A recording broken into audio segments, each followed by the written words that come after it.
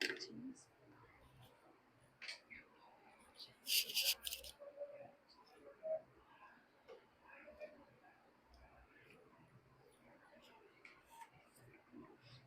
তবু একটু সবকিছুকে একটু পড়ি, লেখছে যেহেতু, তাই না? আর ধর সিলেবাস নাই, খালি লিখা হয়েছে বাংলা ভাষা ও সাহিত্য থেকে 30 নাম্বার। এর মধ্যে যে কি কি আছে একটা সিলেবাস দিলে হইতো না। ও লেখছেও দেখি। প্রয়োগ অপপ্রয়োগ থাকবে, বানানো বাক্য সত্যি, পরিভাষা, সমার্থক, বিপরীত শব্দ, ধ্বনি, বর্ণ, শব্দ, পদ, বাক্য, প্রত্যয়, সন্ধি ও সমাস, এগুলো থাকবে। তাহলে প্রয়োগ অপপ্রয়োগে আগে পড়তেছে। ঠিক আছে, আমরা কিতে ছিলাম?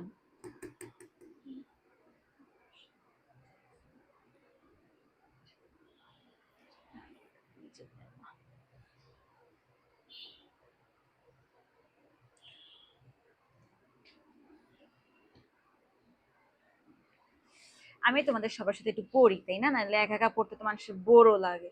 একটু পড়ে দিন। সমৃদ্ধশালী, তাই না? সমৃদ্ধ অথবা সমৃদ্ধিশালী লিখছে। আচ্ছা, সমৃদ্ধশালী, শালী, সমৃদ্ধিশালী, এখন বুঝলাম না এটা দিয়ে যাওয়ার পরে সমৃদ্ধিশালী, এটা দুইটা এক হইলো কি অর্থে? এই উত্তর আমার কে দিব?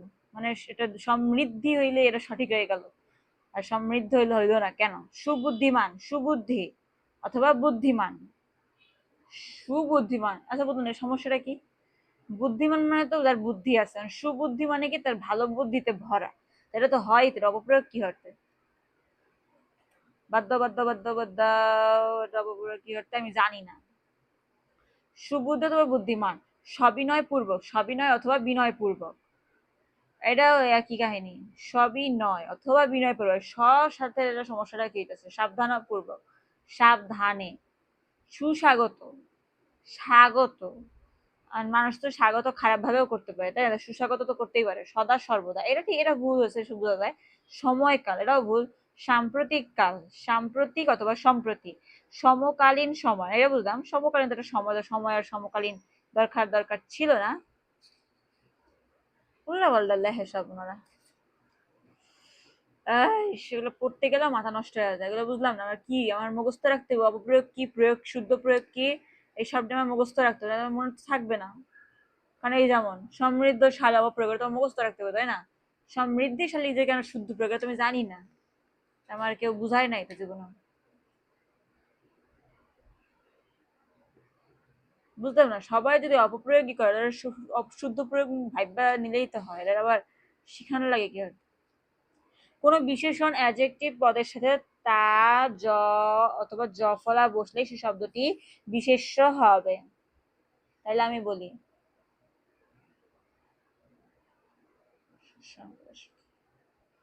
যেমন দরিদ্রটা বিশেষণ, দরিদ্রতা বিশেষ্য, দরিদ্র বিশেষণ, দারিদ্র। দেখছো? দরিদ্রর পরে কিন্তু জফলা হয় না, এটা দা কিন্তু যোগ হয়েছে। দা দয়াকার যোগ হয়েছে, মনে রাখতে হবে বিশেষের পরে তা বসলে প্রত্যয় জনিত ভুল হবে। যেমন দারিদ্র যোগটা, দারিদ্রতা, প্রত্যয় জনিত ভুল। হোয়াট ইজ প্রত্যয়, তাই না? এখন প্রশ্নে আসে, আমার এটা মনে আছে বলতো যে প্রত্যয় হলো লাস্টে যেটা বসে, বুঝছো? মানে এই যে তা না, এটা হলো প্রত্যয়, কারণ তা পরে বসছে। এই যেমন তোমার দেখাই, দরিদ্রের পরে তা বসছে, এটা প্রত্যয়। দরিদ্রের পরে যে জফলা বসছে না, এটাও কিন্তু প্রত্যয়, মানে দারিদ্রতে আর কি। দেখছো ওনারা কি চালাক, এই দরিদ্রতা যে দা হয়েছে এটা কি বলছে? এটা বলে নাই, রুলসে বলে নাই, এটা আমার মুখস্থ করতে হবে। তার মানে দারিদ্রতা, প্রত্যয়জনিত ভুল। কতিপয় গুরুত্বপূর্ণ প্রত্যয়জনিত অপপ্রয়োগ। আচ্ছা ঠিক আছে, দেখলে অধীনস্থ, আমরা তো এটাই বলি আপনার অধীনস্থ কর্মচারী, আর এটাও ভুল। শুদ্ধ প্রয়োগ কি? অধীন। কেন? বুঝলাম না। আপনার অধীনস্থ কর্মচারী, আমরা তো এটাই বলি। কারণ শুদ্ধ প্রয়োগ হয়ে গেছে অধীন। সমাজে যদি আমি কইতে যাই, তারা যারা কয় যে আপনার অধীনস্থ কর্মচারী, তাদেরকে যদি বলি আঙ্কেল আমি বইতে পড়ছি শুদ্ধ প্রয়োগ অধীন, আমাকে তো একটা থাপ্পড় মারবো। তাহলে আমার এই পড়ার মূল কি, মানে মূল ফলাফলটা কি? আমি যদি বিসিএস পরীক্ষায় ভালো রেজাল্ট করি তাহলে একমাত্র ফলাফল। এটা যে পড়ার কোনো ফলাফল আছে? মানুষের তো কইতেও পারতাম না। মানুষের যদি আমি কই যে আঙ্কেল সুবুদ্ধিমান বললে না, শুধু সুবুদ্ধি অথবা বুদ্ধিমান বলে, কারণ বইয়ের গাইডে লেখা আছে। থাপ্পড় দিবে একটা ঠাস করে, আঙ্কেল আন্টি যে মন লাগে ছোট মানুষও দেবে। যে আপু তুমি এত গেট গেট করো কেন, তুমি বেশি জ্ঞানী হয়ে গেছো, ওই তো পাশ করো নাই। এত পড়ার পরে যদি পাশ না করে, কথা আরো মান সম্মান আর কি ধুইয়া দিব পুরা। কত কিছু যে কইবো, এবার ঠিক ঠিকানা নাই। এগুলো কি আমার পড়তে মন চায় না, আসলে পড়তে বইতেই মন চায় না, হুদা পরীক্ষার পড়া মন চায়, কিন্তু এইসব পড়া তো হুদা পরীক্ষার পড়া পড়া যায় না, আবার পড়া একটু বেশি কঠিন। আমি তো শুধু পরীক্ষার আগে পড়তে শুধু মাথা নষ্ট হয়ে যাবে। ওদেরকে তো আবার শিওর নাই, যে খালি বলছে কি প্রয়োগ অপপ্রয়োগ আসবে, আর কিছু বলছে আসবে, বুঝলাম না।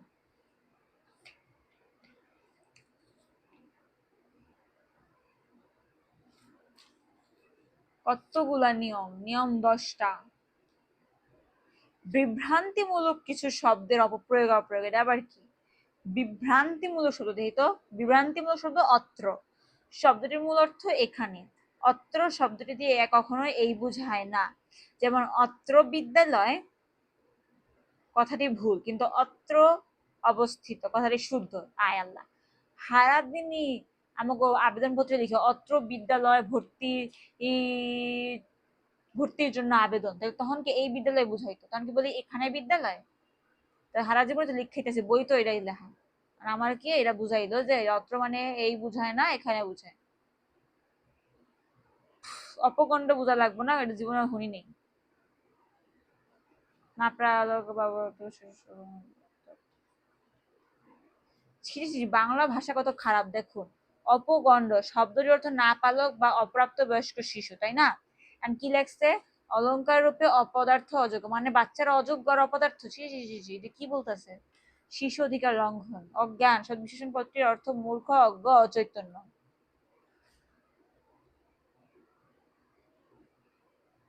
অজ্ঞান কেন বিশেষণ? ও, এটা অবস্থা।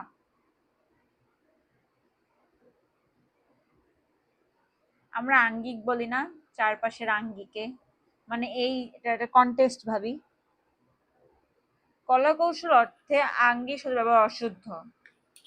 আর কি দেখছে? কলা কৌশল অর্থে তুমি যদি ব্যবহার করো তাহলে এটা অশুদ্ধ, তাই করবানাসি হয় ব্যবহার, ঠিক আছে? তাহলে কিতে ব্যবহার করবো আঙ্কেল? শুধু অঙ্গ সম্বন্ধনের ক্ষেত্রে বুঝবা। আন্তর্জাতিক শব্দটির অর্থ সর্বরাষ্ট্রিক বা বিভিন্ন রাষ্ট্র সম্বন্ধীয়, বিভিন্ন জাতির সংক্রান্ত বা সার্বজনীন অর্থে শব্দটির প্রয়োগ অশুদ্ধ।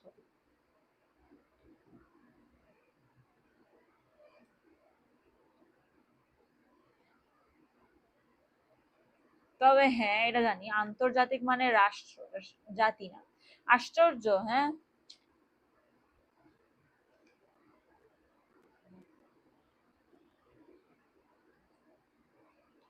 আমরা আশ্চর্য না, আমরা আশ্চর্যান্বিত হয়েছি। এ যদি মানুষের কই কি কইব আমারে? বাংলা বেশি ফেরা লাইছি। উফ, পড়াশোনা যদি শুধু পরীক্ষার জন্য হয়, কার পড়তে মন চায়? বাস্তবিক কিছু থাকতো। উদ্দেশ্যে বা উদ্দেশ্য, উদ্দেশ্য শব্দটির অর্থ বিশেষ লক্ষ্য সাধনের অভিপ্রায়ে, যেমন বিসিএস এর উদ্দেশ্যে পড়ছি। অন্যদিকে উদ্দেশ্য শব্দটির অর্থ দিকে, যেমন ঢাকার উদ্দেশ্যে রওনা হব। উদ্দেশ্যে, উদ্দেশ্যে।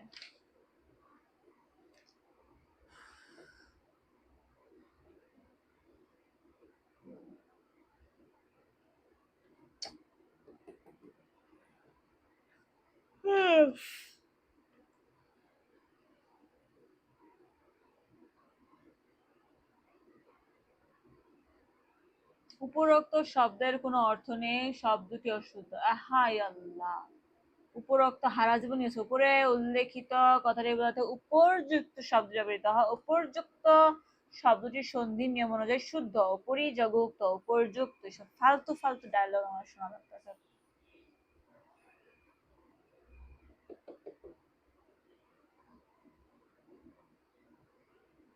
তার মানে বুঝো বাচ্চারা, উপরযুক্ত কিন্তু শুদ্ধ। উপরে উপরোক্ত লিখবা না, পরীক্ষা যদি খাতায় নাম্বারও দেয়, টিচারে খাতায় নাম্বার কাটেন। হালার ফেলা উল্লেখিত, উল্লিখিত, আচ্ছা না সরি, টিচার হালার ফেলা না, টিচারের সম্মানীয় অবস্থা। আমি বলতে চাই কি, এই উপরযুক্তটা হালা ফেলা। মানে উপরযুক্ত কেন এটা এরকম হওয়া লাগলো? প্রয়োজনীয়তা বোঝাতে উল্লেখিত ব্যবহার হতে হবে,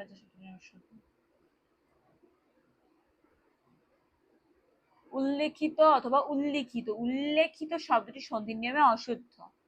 উপরে লিখিত বোঝাতে উল্লিখিত শব্দটি ব্যবহার করতে হবে, যার সন্ধি নিয়মে শুধু উল্লিখিত। আর উল্লিখিত তো জীবনেও দেখি নেই, কোথাও লেখা না, উল্লেখিতই লেখা শব্দ না। আমি যদি উল্লিখিত লেখা, টিচার নাম্বারটা বলে বইতে উল্লিখিত লেখা, তুমি উল্লিখিত লিখছো। কর্মব্য পদেশে কর্মসূত্রে অর্থাৎ শব্দটির প্রয়োগ ভুল।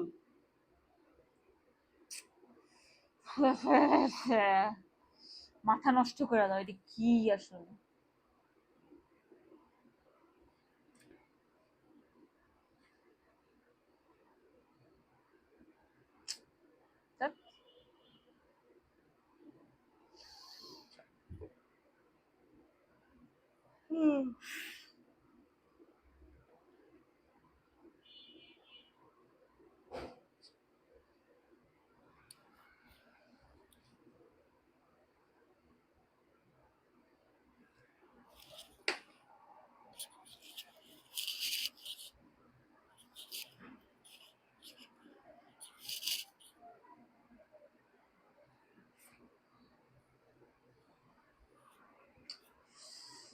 ফরাসিও ফরাসি দেশীয়, ফরাসি শব্দের সাথে নতুন করে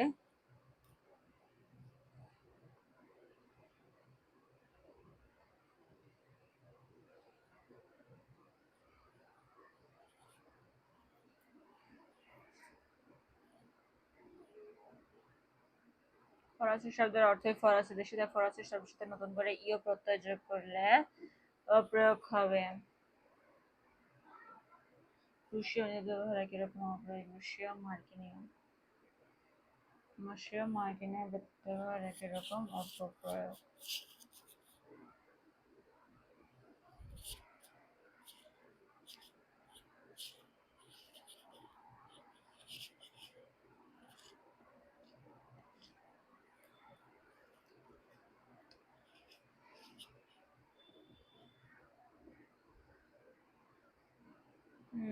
কি লেখো তাহলে?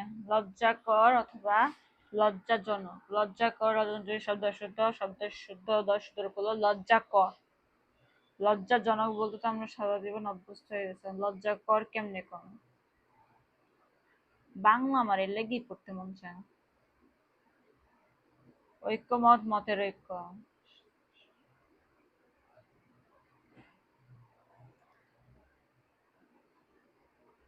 ঐক্যবদ্ধ।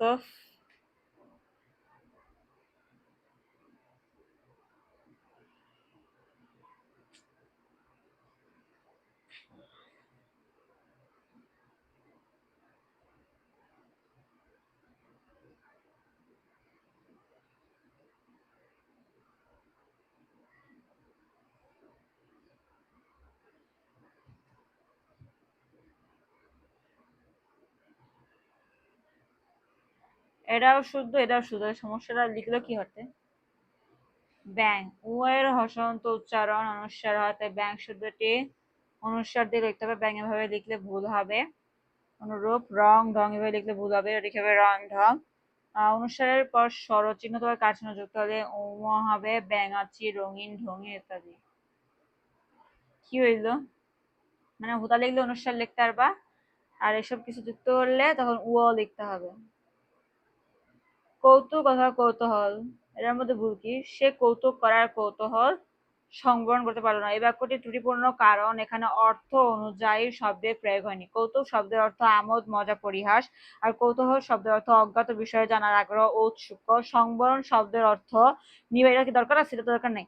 সুতরাং সে কৌতুক করার কৌতূহল সংবরণ করতে পারলো না, দ্বারাই সে মজা করার অজ্ঞাত বিষয় জানার আর আগ্রহ দমন করতে পারলো না, যা একেবারে ভুল। কারণ এখানে অর্থ যে শব্দের প্রয়োগ হয়নি। তবে সে কৌতুক করার আগ্রহ অথবা ইচ্ছা সংবরণ করতে পারলো না।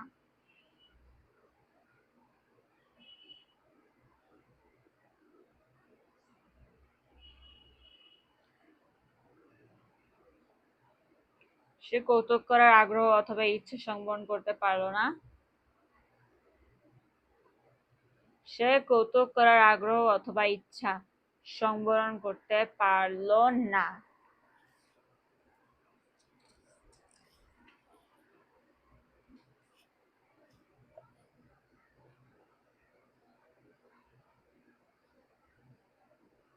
বিরাট গরু ছাগলের হাট। ব্যানারে দেখা শিরোনাম অপ্রয়োগ বলা যায় না, কারণ বিরাট শব্দটি গরু ছাগল সম্পর্কে নয়, হাট সম্পর্কে তত হচ্ছে প্রশ্ন কেমন হয় তত বিয়ার হয়। তাই ভিডিও নামটি সঠিক। অনুরূপ খাঁটি গরুর দুধ খাঁটি সত্য অনুযায়ী সঠিক।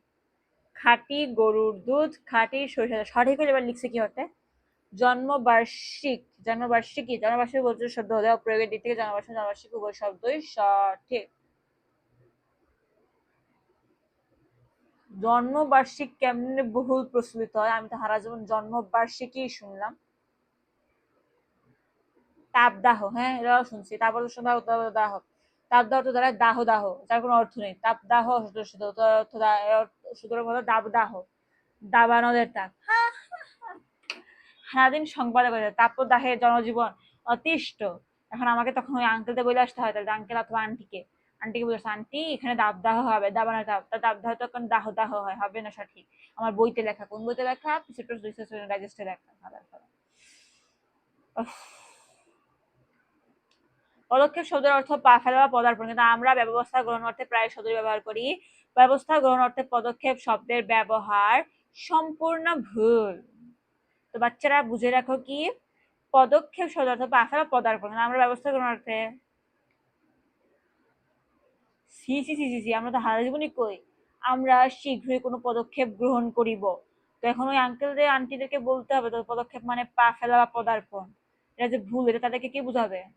প্রামাণ্য বিশেষণ প্রতি প্রামাণিক বিশেষযোগ্য বা সাথে, যেমন প্রামাণ্য চিত্র।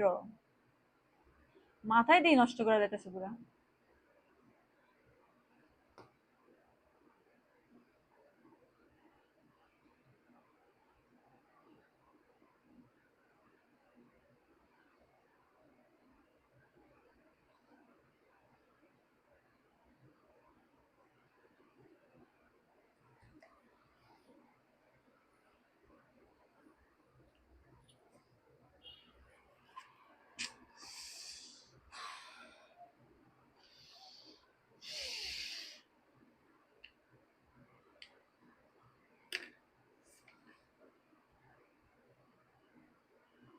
ডাহুকি, বিহঙ্গিনী, এগুলো কি লিঙ্গ জনিত প্রয়োগ। স্বরেয় এবং ওকার সংক্রান্ত প্রয়োগ। সংক্রান্ত লিখছে কেন? ও মানে আমরা ট লিখি কিন্তু হবে ঠ, তাই না? এটা সংক্রান্ত।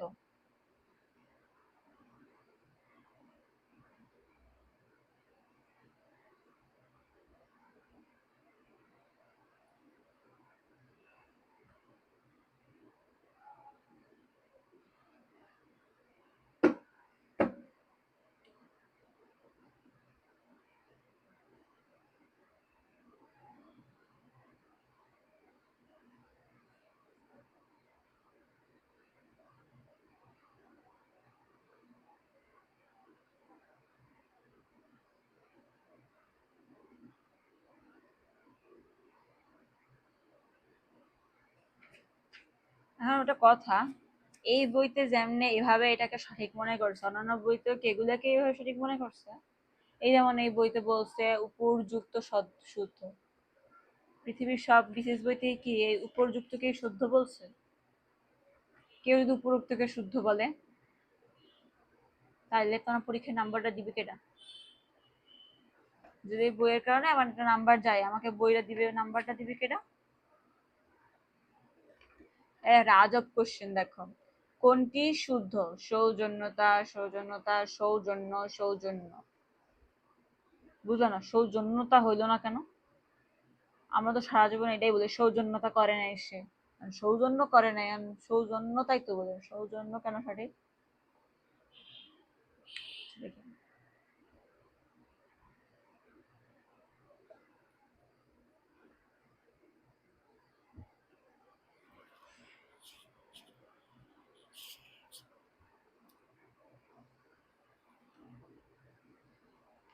দাদা পড়তে গেলে দেশ হয়ে ঘুমায় পড়ে, আর লেহাটিকে একটু বড় করতে পারলে না, এত ছোট ছোট লেহা দিয়ে মানুষের কি হইব?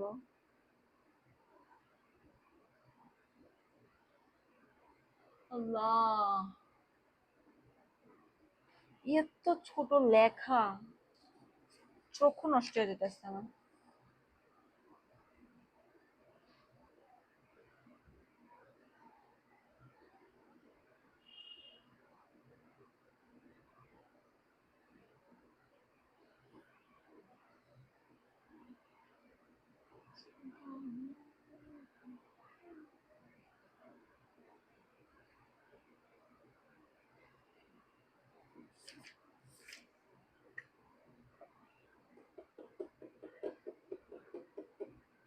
পরে আবার কি লিখছে, উৎকর্ষতা কি কারণে অশুদ্ধ। উৎকর্ষতা তো আমার অশুদ্ধই মনে হয়, কি কারণে কেমনে কমো আমি। আচ্ছা বিভক্তি কি? উপসর্গ প্রত্যয়, উপসর্গ কি আগে বসে? বিভক্তি কি তাইলে? বিভক্তি, হোয়াট ইজ বিভক্তি? সন্ধি তো যাও চিনি, সন্ধি। বিভক্তি কি?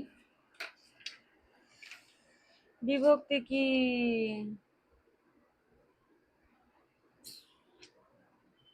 নাইগা।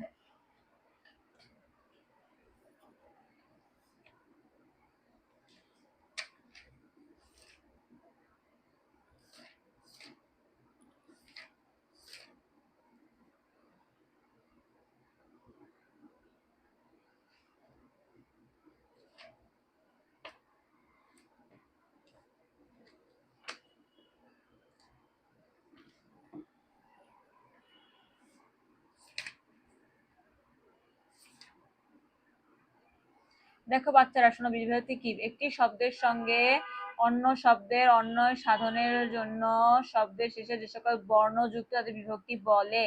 মানে দেখো,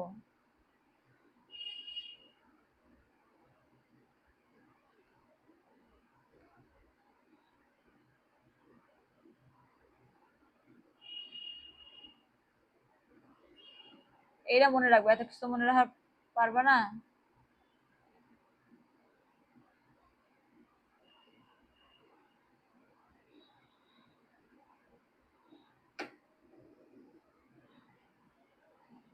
শূন্য, আমাদের শুনে নাই। কে অথবা রে, দ্বারা দিয়া কর্তৃক, কে অথবা রে জন্য, হতে থেকে চেয়ে, র এর, এ অন্তস্থিতে। এটা খালি মনে রাখো যে এগুলো বিভক্তি, তাই না? কারণ আমার কথা বিভক্তি, এটাই তো বিভক্তি। সাতটা সাতটা চিহ্ন এগুলো, তো এটাই বিভক্তি। আর যেহেতু নাইগা, এ অন্তস্থিয়তে এটা সবাই জানে। র এর, হতে থেকে চেয়ে, কে রে জন্য, দ্বারা দিয়া কর্তৃক, কে রে, শেষ।